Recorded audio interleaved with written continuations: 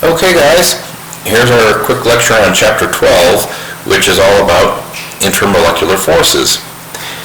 Intermolecular forces, very important topic. It's the topic that describes how different molecules interact with each other. One of the most important things to realize right off the bat is we're not talking about bonds here. Previous chapters we talked about covalent bonds. This is a bond right here. We're not talking about that. We're talking about if you have two separate molecules, how do those molecules relate to each other? So it's the force that operates between separate molecules. That would be intermolecular forces. Intermolecular forces are relatively weak compared to a bond. Your covalent bond here takes a lot of energy to break that covalent bond. Intermolecular forces, boy, takes very, very little to break up an intermolecular force. Quite often, simply heating a system will break up the forces here. Every time you stir a glass of water, you're breaking all these intermolecular forces operating between two water molecules. So what we've shown you here, I'll show you with models. This is one water molecule. Here's another water molecule. What makes water hang together as a liquid? Intermolecular forces. The fact that this molecule will be attracted to this molecule, and they'll be attracted kind of like this, where this hydrogen atom will be attracted to the lone pairs over here on this water molecule. If you had another water molecule come in here, this hydrogen atom will be attracted to that lone pair. This hydrogen atom will be attracted to that lone pair.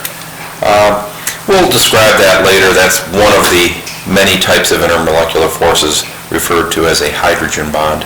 So again, intermolecular forces, forces operating between separate molecules. Why do we care about intermolecular forces?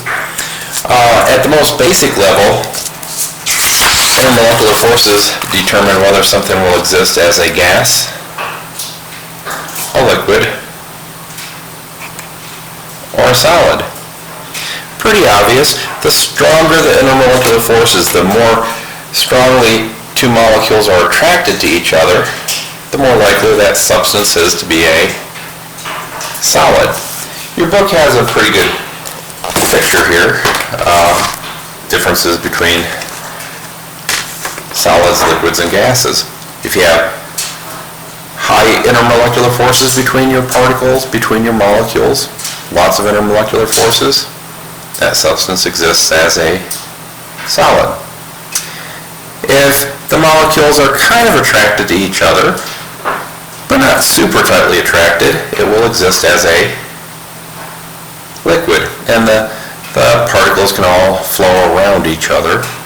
If there's virtually no forces attracting the individual molecules, so one molecule couldn't care less about the other, that substance will exist as a gas. So that's the most basic thing you can say about intermolecular forces, is they determine whether something exists as a solid, a liquid, or a gas.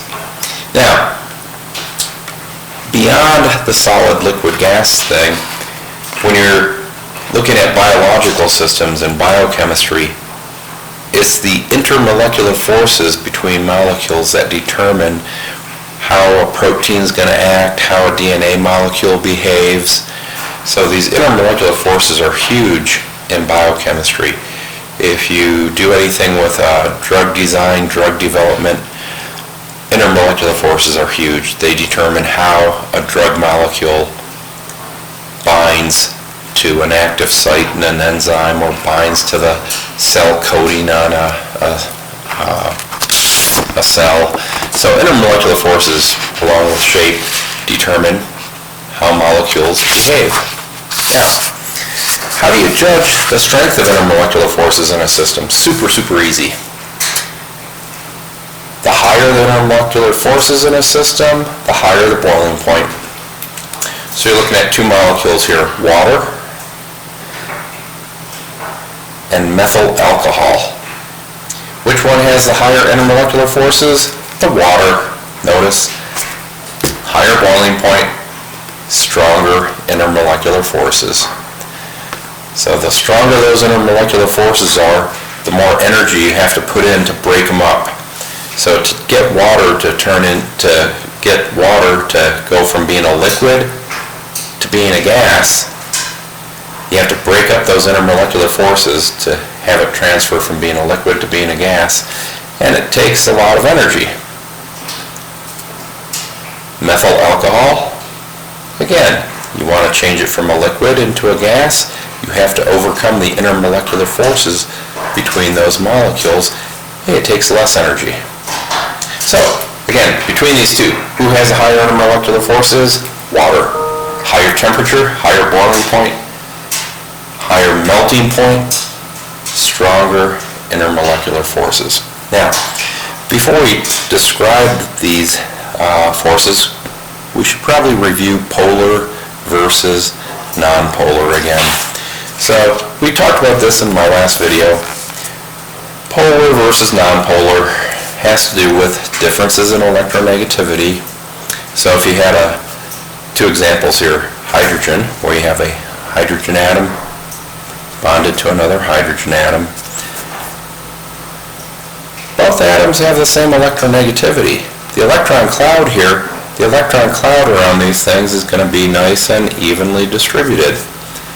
That's H2. If you had hydrogen bonded to fluorine, hydrogen bonded to fluorine. Fluorine is the most electronegative element.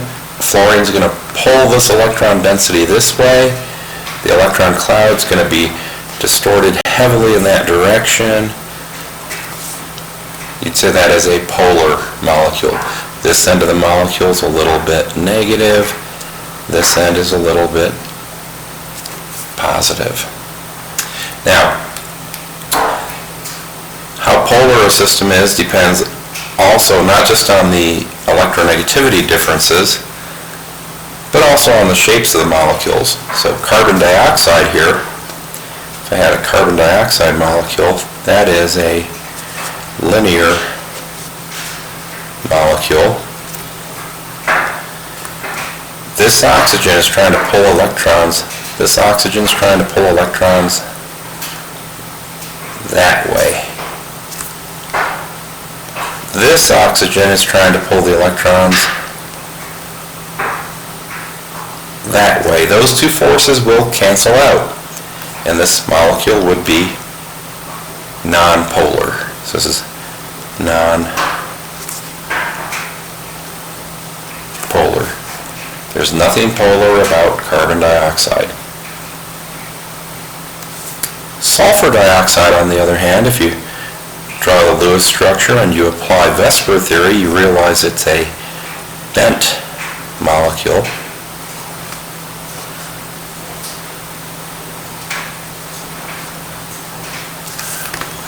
What you have here is this oxygen's trying to pull electrons this way. This oxygen's trying to pull the electrons this way.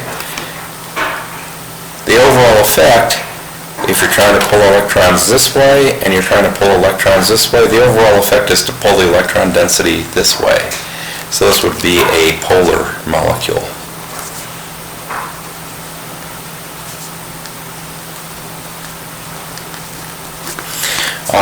We're not going to look at these two examples here, but that's a quick crash review on polar versus nonpolar. Now, these intermolecular forces, three major types of intermolecular forces, and all of them are essentially electrostatic attractions. Positive things are attracted to negative things. So let's take a look at them. The easiest one to understand is probably this one. dipole-dipole interactions. If you're going to have dipole-dipole interactions, your molecule has to be polar. So, quick example, carbon monoxide. You have carbon, triple bond to oxygen, a lone pair, and a lone pair. That's your molecule. Is this molecule polar? Well, of course it is. Oxygen's more electronegative, so the oxygen's going to be pulling the electron density that way. This side of the molecule becomes a little bit negative. This side of the molecule, the carbon atom, will be a little bit positive. So you have a dipole. If you had another carbon monoxide molecule in here, it would want to line itself up like this. So here's your second carbon monoxide. Oh, remember the carbon's a little bit positive. Hey, the negative end of one molecule wants to be real close to the positive end of another. Negatives are attracted to positives. So if we had another one in here, guess what? The other one would set himself up in such a way that the little bit of a positive charge on that carbon is going to be attracted to the little bit of a negative charge on that oxygen. Those are dipole-dipole interactions. Now, real quick, could you have dipole-dipole interactions if you're not polar? No, absolutely not. You can't do it. If all you had was hydrogen, say you have hydrogen bonded to hydrogen, another hydrogen bonded to hydrogen, there's nothing polar in there. There's no dipole. There's no partial negative, partial positive. So in a system like this, you do not have dipole-dipole interactions. Our carbon dioxide, our CO2, can he have dipole-dipole interactions? No, he can't. He's not polar. There's no dipole-dipole interactions operating in a collection of CO2 molecules. So, dipole-dipole interactions are the easiest to understand. Now, the next one we're going to look at is the hydrogen bond. This is the biggie when you get into biochemistry, guys. The hydrogen bond explains so much stuff in biochemical systems. I can't even begin to tell you, but if you take some biochemistry, they'll be talking about the hydrogen bond left and right. Now, the hydrogen bond is by far the strongest of the intermolecular forces. So it's the strongest of all the intermolecular forces, but it's still fairly weak compared to a real bond. So again, that right there is the hydrogen bond between two water molecules, the little dots. That's supposed to be trying to show you the force pulling two water molecules together. Now, that line is a real bond, a covalent bond. This covalent bond is going to be 10 times, maybe 100 times stronger than that intermolecular force. One of the most common misconceptions when you're talking about the hydrogen bond, people look at a picture like this and they think, that's the hydrogen bond. No, that is not. That is the covalent bond between hydrogen and oxygen. It is not a hydrogen bond. The hydrogen bond is an intermolecular force operating between separate molecules. So again, if I have my models here, two water molecules, that's a bond, that's a real bond, a covalent bond, a covalent bond. The hydrogen bond is some kind of attraction operating between these separate molecules. And that hydrogen bond is nowhere near the strength of an actual bond. Now, how does a hydrogen bond work? I always think of it as having two different parts, because it does have two parts. It's an attraction between a hydrogen atom, and that hydrogen atom has to be directly attached to one of the big three: nitrogen, oxygen, or fluorine. What's special about nitrogen, oxygen, and fluorine? They're the three most electronegative elements out there. So if your hydrogen is directly attached to one of these, that hydrogen is kind of activated to where it can make hydrogen bonds. So your hydrogen bond goes from there, from a hydrogen atom that's covalently hooked up to one of these. And where does it go to? It goes to a lone pair of electrons on a different oxygen, nitrogen, or fluorine. So I've shown it to you for water. If I have my water molecule here, that's my water molecule.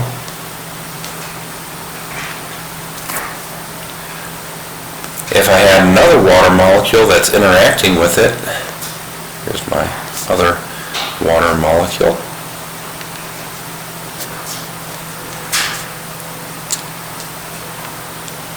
So these two things are going to hydrogen bond. This hydrogen is activated because it's directly bonded to one of the big three. So the hydrogen bond can start here, and that hydrogen bond is going to go to a lone pair. Remember, this is a pair of electrons here. It's going to go to here. So that's your hydrogen bond, is this attraction that I tried to show with that little light dot, dot, dot. Also, hey, this hydrogen here can be attracted to that lone pair. So you can have that kind of hydrogen bonding going on. So with my models here,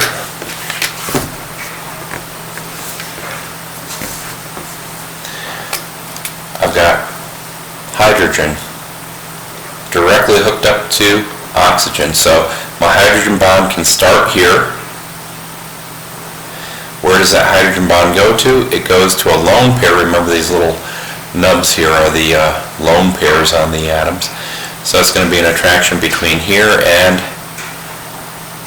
here. And it's actually a pretty good attraction. Hydrogen bonding is the kingpin of intermolecular forces. If a system can form hydrogen bonds, it's really going to pull things together. So if you have hydrogen bonding in a system, it makes all the difference in the world in terms of boiling points. Water is a very, very small molecule. It should have a very, very low boiling point based on its size, and yet it has a high boiling point only because it can form hydrogen bonds. And that's what keeps water as a liquid at room temperature. Otherwise, without the hydrogen bond, water molecules would exist as a gas, even at very, very low temperatures. So that's your hydrogen bond. Now, last intermolecular force to talk about would be dispersion forces. This is probably the weirdest one, hardest one to kind of understand. And they get called different names. Most people nowadays say dispersion forces. Some people say London dispersion forces. Some people will say London forces, van der Waals forces, all the same thing. Turns out, to have dispersion forces, you don't need anything special. Everything has dispersion forces in it. They're ubiquitous. So dispersion forces, pretty weak. Compared to the hydrogen bond, dispersion forces are quite weak. Compared to dipole-dipole interactions, they're quite weak. Dispersion forces arise due to a thing called a temporary dipole. And it's easier to explain them and to see how they affect systems if we look at systems that are completely nonpolar. So if you're looking at this little table of boiling points, let me see. Let's just look at the center table. Everything in this table is nonpolar. If it's nonpolar, it can't have dipole-dipole interactions. If it's nonpolar, you can't have hydrogen bonding. So the only thing happening in any of these substances is dispersion forces. Now if we look at this center column here, you have fluorine, chlorine, bromine, iodine. No dipole-dipole stuff happening there. You can't have dipole-dipole interactions in here. You look at the boiling point, you see it goes from negative 188 to negative 34, so the boiling point went up. Negative 34 degrees to 59 degrees, the boiling point goes still higher.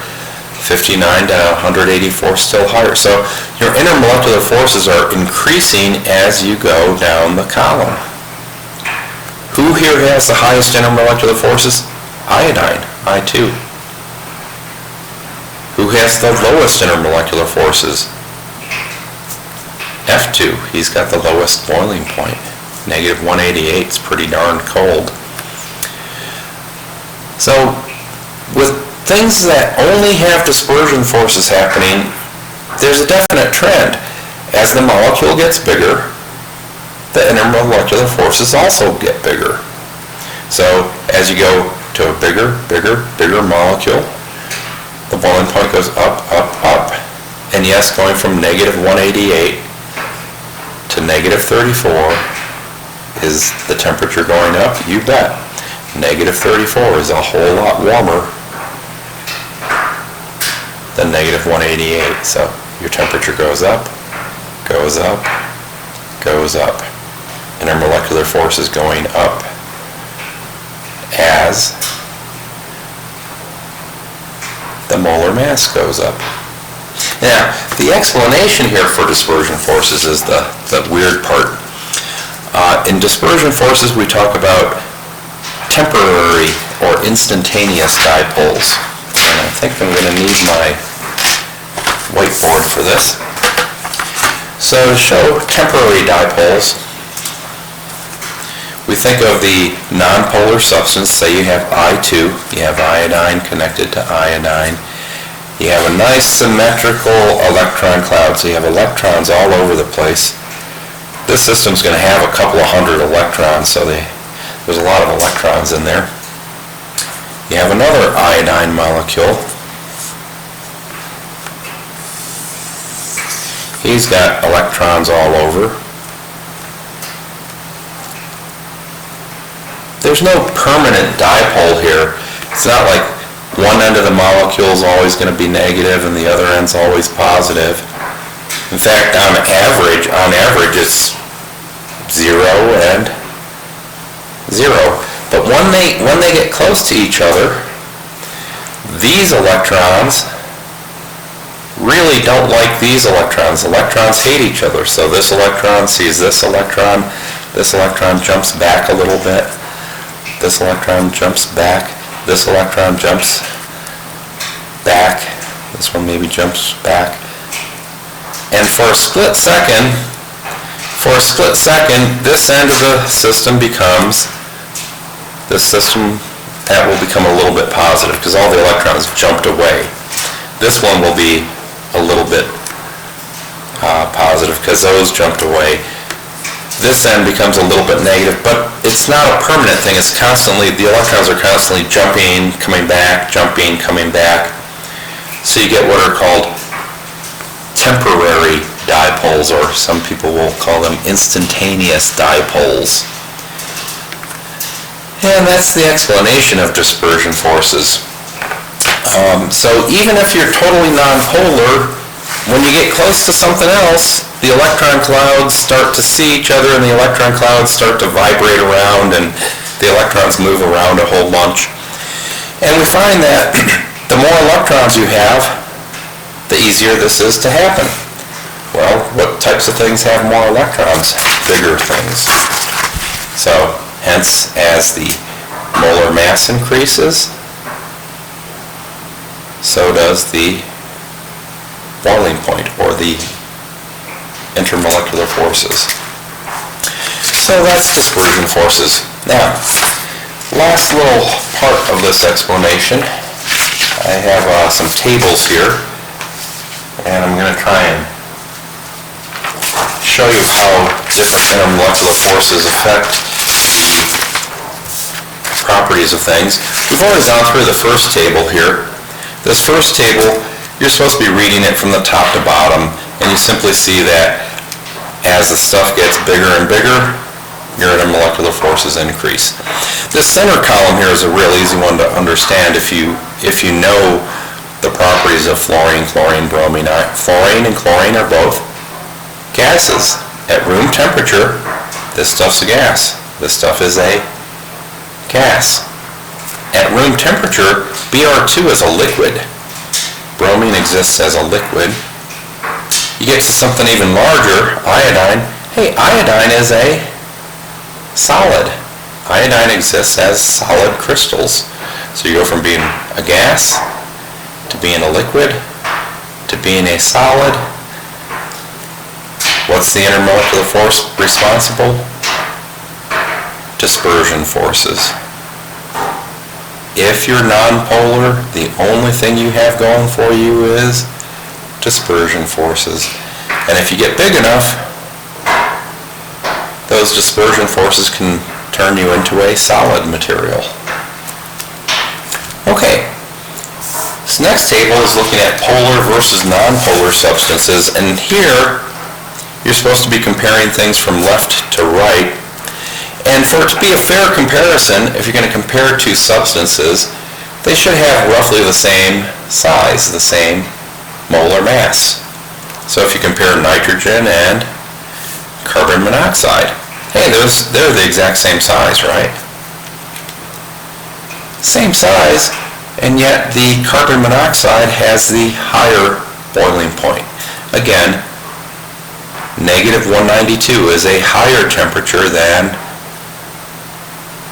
negative 196. Hey, why does he have the higher boiling point?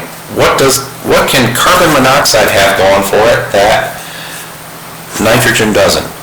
Carbon monoxide has dipole-dipole forces.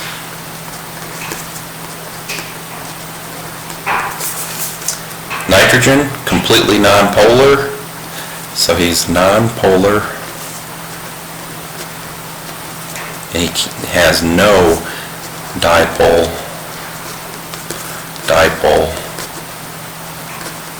forces. So, all things being equal, same molar mass, who's going to have the higher boiling point? The one that has the dipole-dipole interactions. And you see that going down this table the whole way here. Probably easier to see it in the last one. It's a fairly large difference. So here, if you're looking at Br2 versus ICl, so you have iodine bonded to chlorine. Here you have bromine bonded to bromine. Again, totally nonpolar. Here, there's a dipole. The dipole is going to be pointing towards the more electronegative element, the chlorine. In other words, this end is a little bit negative, this end a little bit positive. So, nonpolar versus polar. And they're about the same size. Molar mass of 160, molar mass of 162, roughly the same size. Gee, who's going to have the higher boiling point, the stronger intermolecular forces? Oh, the polar one. You can have dipole-dipole interactions. This stuff cannot. So if you're comparing things that are of roughly the same size, one of them's polar, one of them's not, the polar one will have the higher boiling point. It's not all about boiling points though. Keep in mind, these intermolecular forces will also help explain how one molecule interacts with another one. So again, in biochemistry, it'll explain how a substrate binds to an enzyme, how a protein molecule folds, how DNA works. It's all based on these intermolecular forces. So, last one here to take a look at would be the effects of hydrogen bonding. And I think I mentioned to you, hydrogen bonding is huge. If you can have hydrogen bonding, your boiling points go way up. So let's just focus in on, say, this center column here, right here. And we're looking at these substances. We're looking at water, dihydrogen sulfide, dihydrogen selenide, dihydrogen telluride. You see that if we go from H2S to H2SE, that molecule's bigger. H2SE is larger, heavier than H2S. So hey, the boiling point went up. The boiling point here went up. Hey, you go from H2SE to H2TE, the boiling point goes up again. It went up by 40 degrees. Again, -2 is 40 degrees higher than -42. So as the molecule's getting bigger and bigger, the boiling point's going up and up. Who's the smallest one in the whole system? H2O. You'd expect him to have the lowest boiling point, but instead he has by far the highest. We're not talking a little bit higher. We're talking way higher. 100 degrees is a much higher boiling point than any of these. H2O is a really, really small molecule, and yet it has an ungodly high boiling point for its size. Why is that? Because H2O can form hydrogen bonds. And you see that same effect here in the next column over if you're looking at your hydrogen halides. Going from here to here, the boiling point's going up. The boiling point goes up because the molecule's getting bigger. Molecule's getting bigger. So as the molecules get bigger, the boiling points go up. The smallest one in this whole system, the smallest one, the shrimp, is HF, and yet he's got the highest boiling point. Why is that? Even though he's a small guy, he's got the secret weapon. He's got hydrogen bonding on his side. If you have hydrogen hooked up to fluorine, you can form hydrogen bonds. Another H hooked up to another F. You'll have a hydrogen bond from this hydrogen to this fluorine. You'll have your hydrogen bond. So if you have hydrogen bonding, it's a super strong intermolecular force. It takes these other ones and blows them out of the water. Hydrogen bonding is the kingpin of intermolecular forces. Last page here is just kind of review. Oh, this page is just reviewing the whole polar versus non-polar thing. And let's see, that's pretty much it. Oh, one more thing I should bring up. Forgot. There is a last page. Solubility. General rule of whether two substances will dissolve in each other is if they have the same type of intermolecular forces. Things that rely on the same intermolecular forces tend to dissolve in each other. So Here's a picture that's showing you a nonpolar substance and a nonpolar solvent. Will they mix? Sure. What type of intermolecular forces are operating here? If this is completely nonpolar, these are nonpolar molecules, just dispersion forces are holding them together. What do you have holding the solvent molecules together? Just dispersion forces. So these things will mix quite freely. Now, if you have something here that's nonpolar,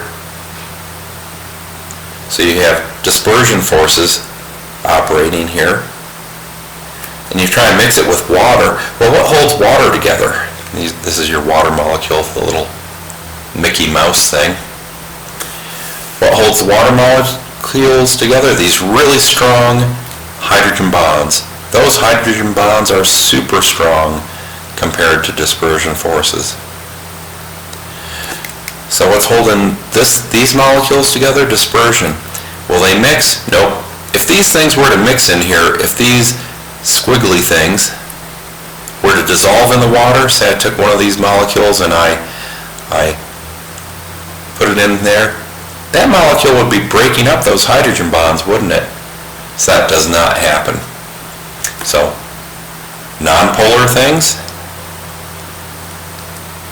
that can hydrogen bond, they don't mix. That's oil and water. You can think of this as being like oil. Think of these little guys as your waters. Oil and water don't mix. And that is your crash course on hydrogen bonding. I wish we had lecture. I'd go into a lot more detail with you, show you some of the DNA stuff. Here's a picture in your book concerning DNA and hydrogen bonding. So I was trying to show you the rough structure of a DNA molecule. This is the double helix of DNA. And DNA has these bases, these nitrogenous bases on either side. And these dots here are hydrogen bonds. What holds the double helix of DNA together? Hydrogen bonds. You have two separate strands, two separate molecules in DNA that pull together, and those two molecules pull together in a very specific way, making this double helix. And what is the intermolecular force responsible for that? The hydrogen bond. That's very handy with DNA in that you want your DNA molecule to be held tightly together. You want those two strands, you want those two separate strands to stick together really tightly. But occasionally, you want the DNA molecule to be able to open up. You want it to unravel. Well, if you have millions of hydrogen bonds up and down the chain, it holds the whole system together very tightly. If you have to unravel it locally, it's pretty easy to break individual hydrogen bonds. There's enzymes that can come in here, break these hydrogen bonds, get the DNA to unravel a little bit. Well, the DNA is opened up. You can have transcription occur, and then translation, and then you make proteins. Anyway, that's a little example from biochemistry. And it's showing you here the hydrogen bonds. This would be a nitrogen atom attached to a hydrogen. So that hydrogen's activated because he's directly hooked up to one of the big three. This is another nitrogen atom with a lone pair. Your hydrogen bond is going to go right there between those two. And you get that base pairing going on. Anyway, that's our discussion of intermolecular forces.